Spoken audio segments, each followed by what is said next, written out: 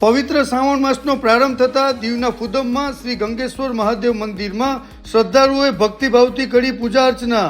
દરેક ઉત્સવોમાં સર્વશ્રેષ્ઠ ઉત્તમ માસ તરીકે પૂજાતો હોય અને શ્રેષ્ઠતમ અનેરું મહત્વ હોય તો તે શ્રાવણ માસ છે। તે ભક્તિના મહિમાનો શ્રેષ્ઠ માસ છે।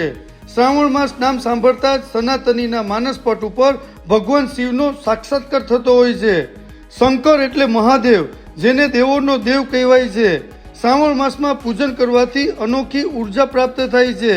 આ માસના પૂજન થકી આખું વર્ષ પવિત્ર ઉર્જાનો અહેસાસ થાય છે। શ્રાવણ માસમાં ભગવાન શિવની ભક્તિ કરવી એ અવિસ્મરણીય લાભ છે, જેથી તેની ઉપાસના, પૂજન, અર્ચન, જપ, તપથી અનેક ગણું પુણ્યનું ભાથું પ્રાપ્ત કરી શકાય છે। શ્રાવણ માસ આવતાની સાથે જ ભક્તો ભોળાનાથને પોતાની ભક્તિ રસમાં નવડાવી તરબોળ થઈ જાય છે અને રોજે રોજ શિવાલયોમાં શિવ પૂજનની સામગ્રી લઈને પૂજા અર્થે મંદિરમાં જાય છે। તેવી જ રીતે દીવના ફુદમમાં પૌરાણિક શ્રી ગંગેશ્વર મહાદેવ મંદિર આવેલું છે। સવારથી સાંજ સુધી ભક્તો આ મંદિરમાં આવી પૂજા અર્ચના કરી અને શ્રાવણ માસના પ્રથમ દિવસે પૂજા અર્ચના કરી। શ્રાવણના પ્રથમ સોમવારે આ મંદિરમાં ભક્તોની કતાર જોવા મળશે।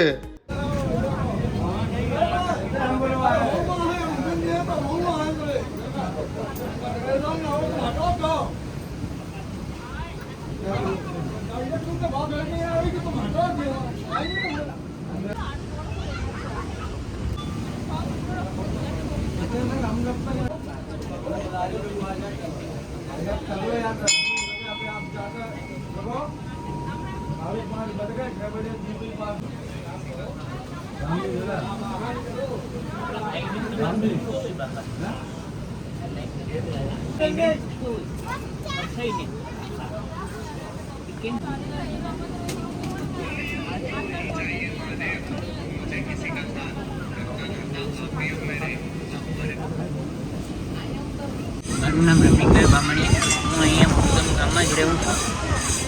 આપણે શ્રાવણ મહિનાનો આપણે જણાવીએ કે ભાઈ શ્રાવણ મહિનો એ આખા વર્ષનો ભગવાનનો શિવનો મહિનો આવે છે। આ મહિનામાં શ્રાવણ મહિનામાં શિવના એટલા બધા ભક્તો અહીંયા દર્શન કરવા આવે છે કે જેની સીમા રહેતી। શ્રાવણ મહિનો એ તો એટલો પવિત્ર મહિનો છે કે લોકો શ્રદ્ધાળુ ગમે ત્યાંથી પણ શિવના મંદિરે પહોંચી જાય અને શિવને આરાધના કરી પોતાની મનોકામના પૂર્ણ કરે છે। વિશેષમાં આપણે જોઈએ તો દીવ એ દેવોનો દીવ છે, તેમ છતાં દીવ એ મંદિરોની નગરી છે। સાથે સાથે આપણે એમાં આ બધા મંદિરોમાં અમારું એક ગંગેશ્વર ધામ પણ એક જોરદાર આવેલું છે। આપ સૌએ પણ જોયું હશે તો દીવથી 2 કિલોમીટર દૂર એ ફુદમ નામનું એક નયનરમ્ય સુંદર ગામ છે, ત્યાંથી 2 કિલોમીટર દૂર ગંગેશ્વર ધામ આવેલું છે। આ ધામ એ 5000 વર્ષ કરતાં પણ પુરાણું છે અને કહેવાય છે કે એ પાંડવોએ આની સ્થાપના કરેલી હતી। આ મંદિરનો ઇતિહાસ એવો છે કે 22મા કળયુગમાં જ્યારે પણ પ્રભાસ ક્ષેત્ર બન્યું ત્યારે એનો એરિયા હતો 324 માઇલનો। આ પ્રભાસ ક્ષેત્રમાં પણ દીવનો સમાવેશ થતો હતો।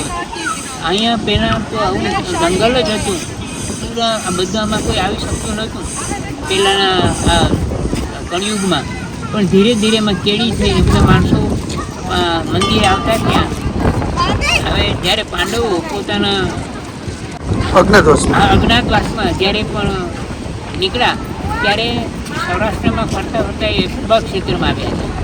પ્રભાસ ક્ષેત્રમાં આવ્યા પછી એ લોકો અહીંયા દીવમાં જેમાં સમાવેશ થતો હતો ત્યાં પણ આવ્યા હતા અને પાંડવોને એક હતી કે એ શિવ પૂજન કર્યા વિના ભોજન નહીં લેતા હતા।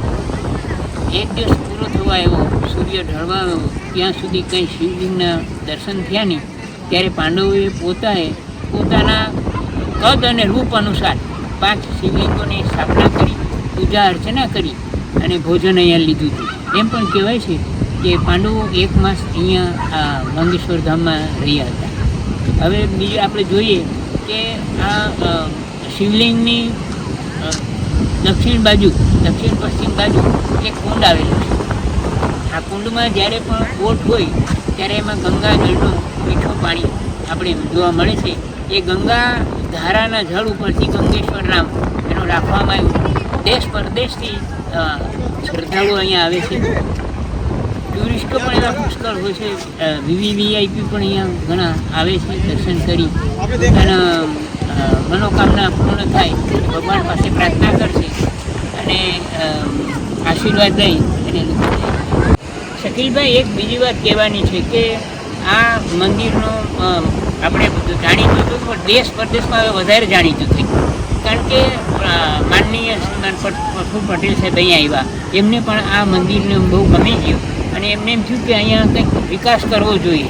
એટલે આપ જોઈ શકો છો કે અહીંયા પણ મોટું શોભા મંડપ બનાવ્યું, બાજુમાં જમણશાળા બનાવી અને આ રોડને પણ એવું બધું સરસ બનાવ્યું કે જેથી કરીને એમનું નામ પણ પ્રખ્યાત થાય અને એમને એટલો બધી પ્રેમ અહીંયા દર્શાવ્યો કે અહીંયા કેટલો બધો વિકાસ થાય.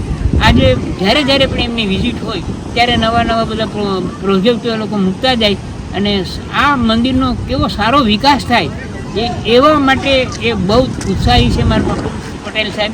અને એમનું પણ લોકો પણ જાણે છે કે સાહેબે બહુ સરસ કર્યું.